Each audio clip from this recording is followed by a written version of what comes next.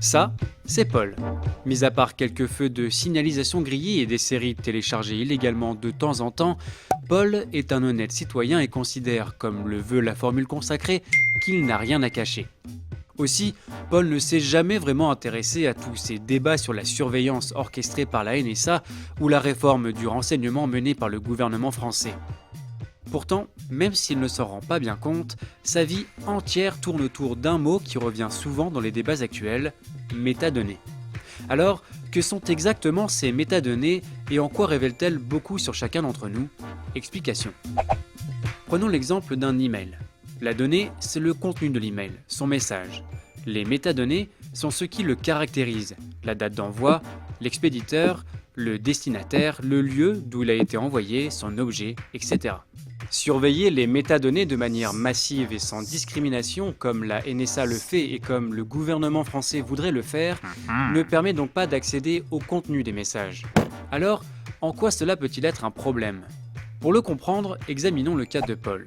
Et puisque c'est par là que nous avons commencé, regardons d'abord ce que nous indiquent les métadonnées de ces emails.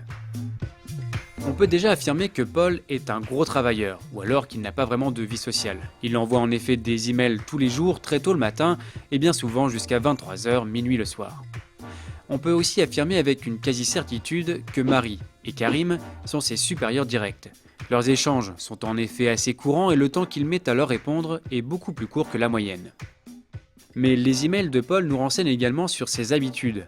Ils sont en effet toujours envoyés depuis le même endroit le matin et le soir et d'un lieu différent au cours de la journée. Pas besoin de s'appeler Sherlock Holmes pour deviner qu'il s'agit d'un côté de son lieu de travail et de l'autre de son logement. De la même manière, on sait que Paul va très souvent chez Gérard, un petit bar-tabac situé à côté de son travail et où il va souvent déjeuner, utiliser le Wi-Fi gratuit et acheter ses cigarettes. D'ailleurs, Paul devrait peut-être faire un peu plus attention à sa santé. En effet, depuis quelque temps, notre patate échange un certain nombre d'emails avec le docteur Garot, un cardiologue. Comme on l'a vu, on ne sait pas exactement ce qui se dit dans ces emails, mais la fréquence accrue de leurs échanges semble néanmoins indiquer un problème de santé récent chez Paul. Ce n'est donc pas un hasard si notre patate s'est rendue à l'hôpital dernièrement. Ça, plusieurs métadonnées permettent d'en être sûr. D'abord, à 10h22 le lundi 15 juin, Paul a envoyé un SMS à sa femme depuis l'hôpital.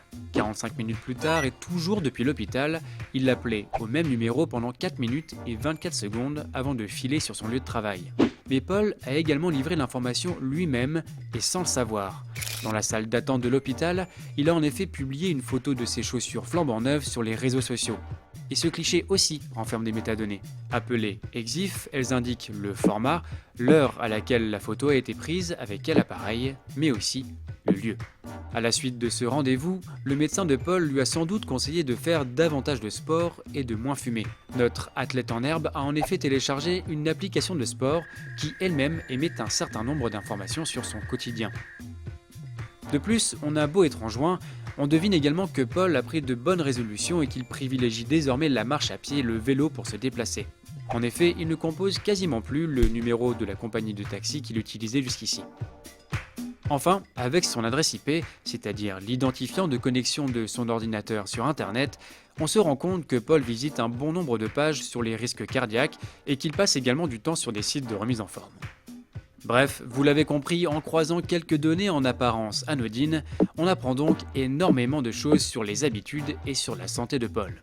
En procédant exactement de la même manière, on aurait tout aussi bien pu se renseigner sur ses positions politiques, sa religion ou même, pourquoi pas, l'identité de sa maîtresse.